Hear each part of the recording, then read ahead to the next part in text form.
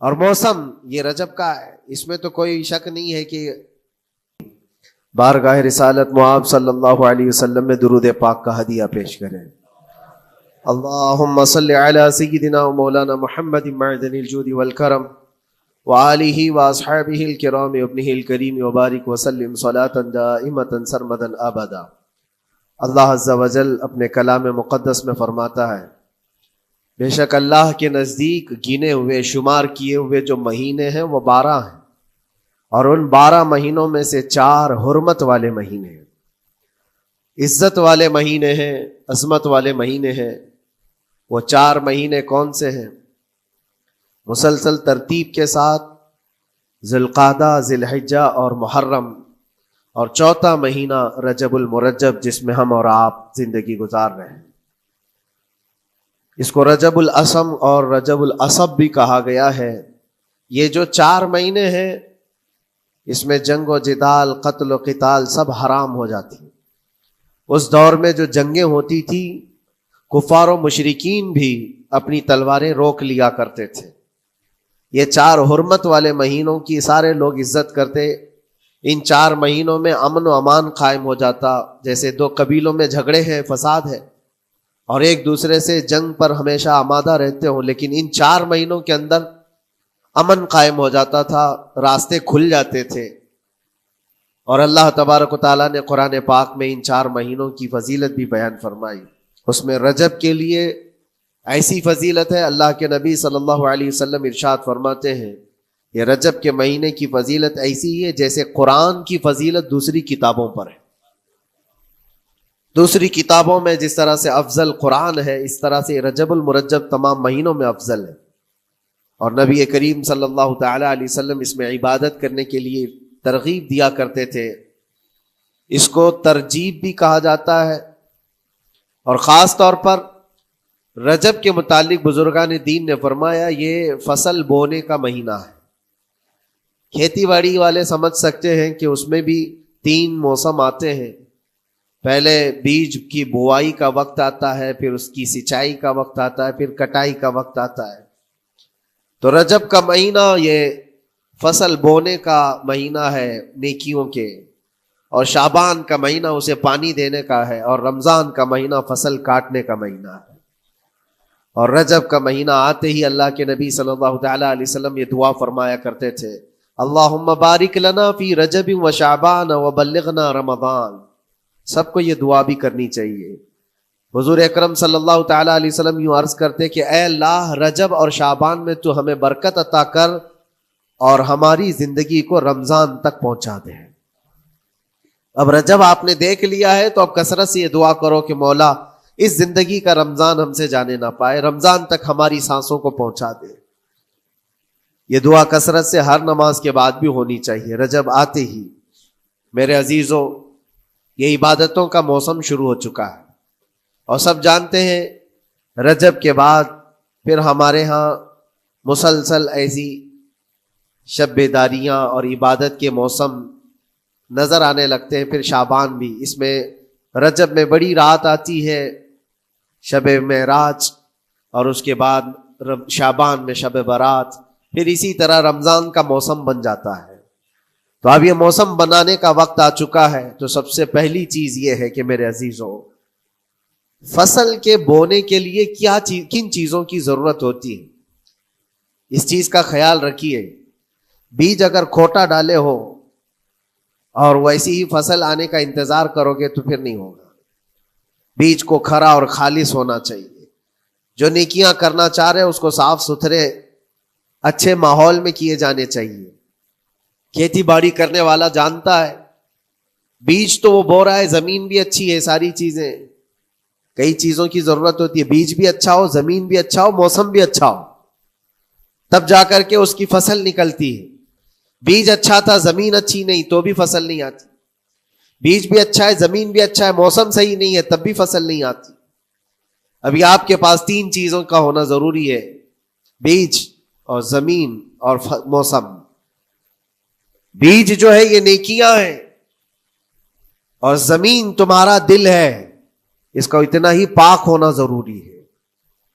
اور موسم یہ رجب کا ہے، اس میں تو کوئی شک نہیں ہے کہ عبادتوں کا موسم ہے، فصل کی اچھے لانے کا موسم ہے. لیکن سب سے پہلی چیز اب ہمیں ضرورت ہوتی ہے کہ ہم کیا بیج بو رہے ہیں.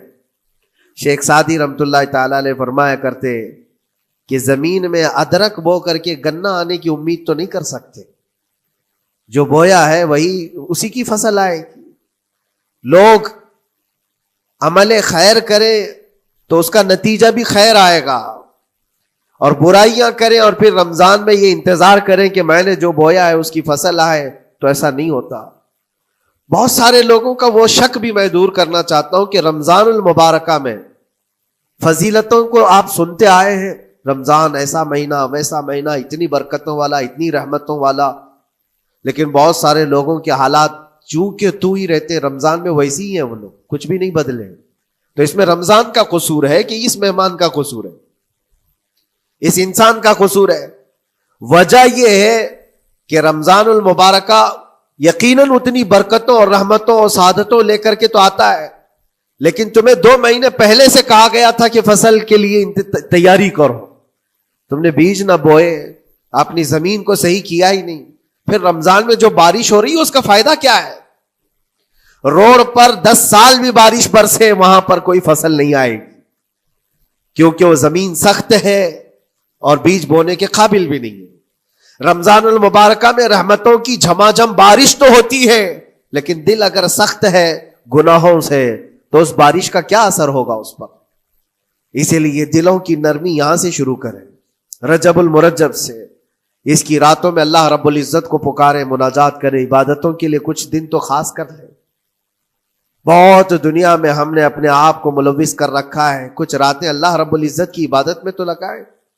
اللہ کے نبی صلی اللہ تعالی علیہ وسلم کی ایک حدیث ہے، جامع الاصول سے نقل کی ہوئی، رجب المرجب کے پہلے جمعے جو ہم لوگ ابھی گزر چکے، ابھی یعنی وہ رات تو گزر چکی، کل کی جو گزری ہوئی رات ہے رجب کی، یہ پہلی جمعہ کی شب تھی.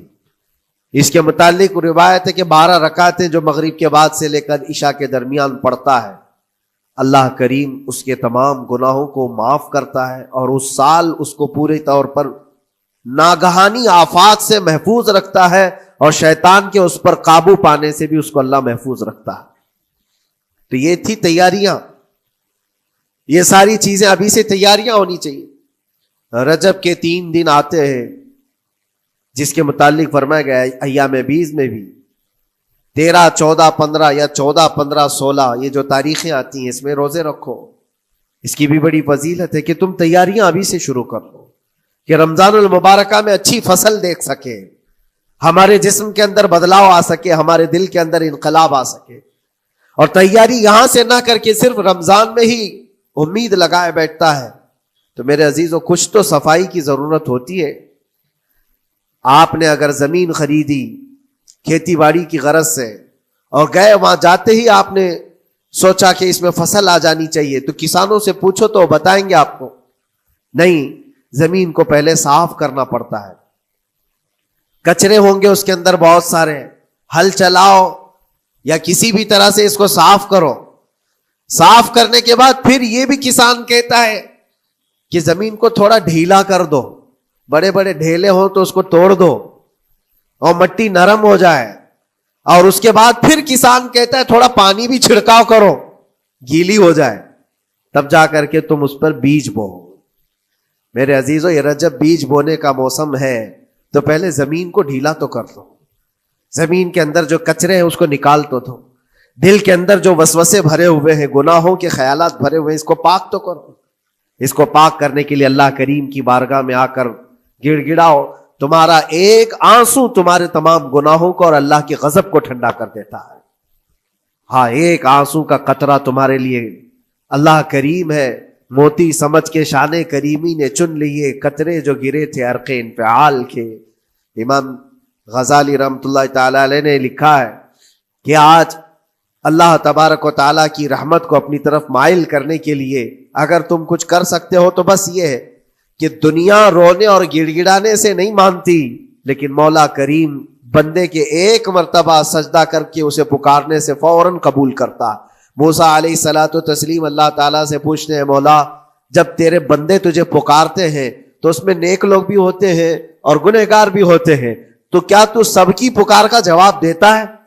توجہ، اللہ رب العزت فرماتا ہے اے موسیٰ، میرے پکارنے والے بندوں میں نیکوکار بھی ہیں، گنہگار بھی ہیں۔ ہاں، نیک بندہ جب مجھے پکارتا ہے یا ربی، تو میں جواب میں کہتا ہوں لبیک یا عبدی، اے میرے بندے میں حاضر ہوں، بتا تیری کیا حاجت ہے۔ پھر موسیٰ علیہ السلام پوچھتے ہیں کہ مولا یہ تو نیک بندہ جب پکارتا ہے تو کہتا ہے لبیک یا عبدی، اور جب گنہگار پکارتا ہے تب کیا کہتا ہے؟ رب تعالیٰ فرماتا ہے جب میرا گنہگار بندہ مجھے پکارتا ہے یا ربی، تو میں اس کے جواب میں 70 بار لبیک یا عبدی کہتا ہوں۔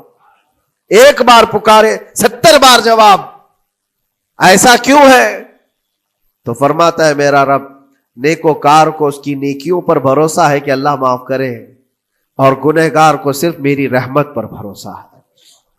اس کے پاس ہے کچھ نہیں، اس کے آس پاس وہ نظر ڈالتا ہے میں نے کوئی ایسی نیکی رکھی نہیں ہے، صرف اللہ رب العزت کی رحمت ہے جو مجھے معاف کر سکتی ہے۔ وہ مجھ پر یقین کر کے پکارتا ہے، اس لیے اس کے سوال کا میں بار بار جواب دیتا ہوں۔ عزیزان گرامی وقار، اقبال نے سچ ہی کہا تھا، ہم تو مائل بکرم ہے کوئی سائل ہی نہیں۔ یہ رب تبارک و تعالیٰ کی طرف سے ہے کہ اللہ تبارک و تعالیٰ کرم پر کرم کرنے کے لیے موقع عنایت کرتا ہے، یا بندے کو آنے کا موقع ہی نہیں ہے، بندہ آنا نہیں چاہتا ہے۔ اس سے پہلے کہ تمہارے ساری چیزیں بند ہو جائیں، دروازے ختم ہو جائیں، اللہ رب العزت کی بارگاہ میں آؤ اور اسے پکارو، یقیناً یہ تمام چیزیں تمہاری زندگی میں انقلاب لاتی ہیں، بہت بڑی تبدیلی لاتی ہیں۔ عزیزان گرامی، پھر میں یہ عرض کرتا ہوں کہ رجب کے اس مہینے میں دل کو نرم کرنا بہت ضروری ہے۔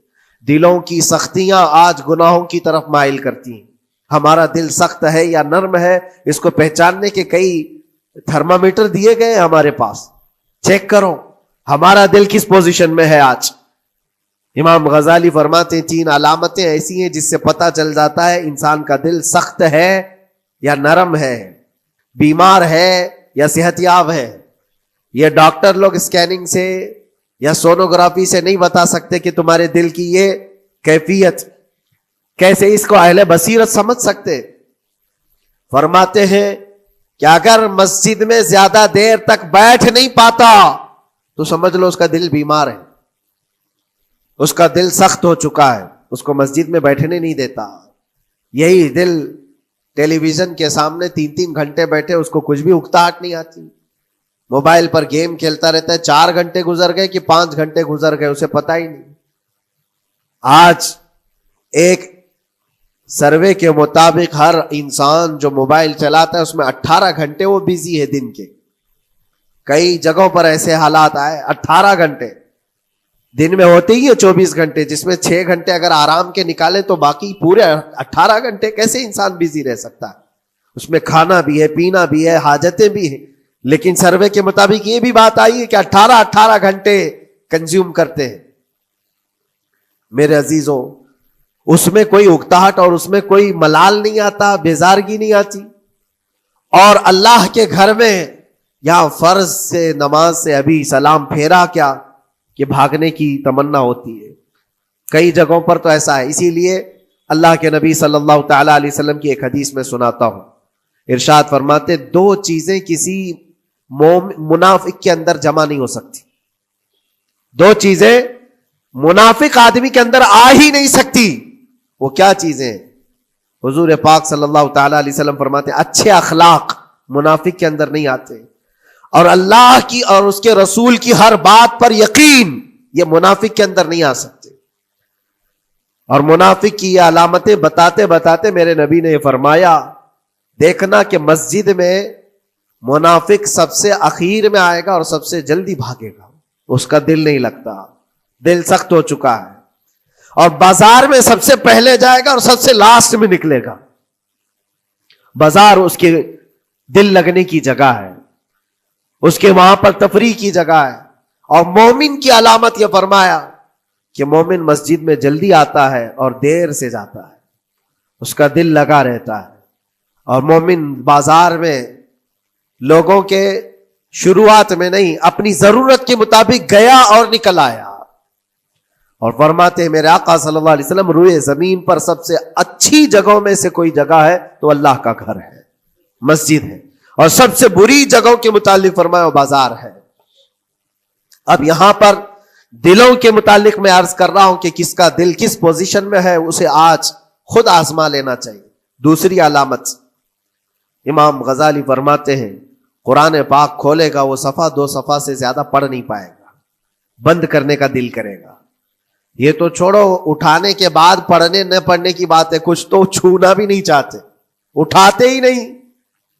سال پورا ہو گیا تو قرآن پکڑتے نہیں، تو پھر دل کی کیفیت کیا ہو چکی ہوگی، دل کیسا مریض ہوگا۔ بعض لوگ ہم سے یہ کہتے بھی تھے کہ حضرت پڑھنا تو آتا نہیں، کیا کریں گے قرآن کا؟ کہا اٹھانا تو آتا ہے۔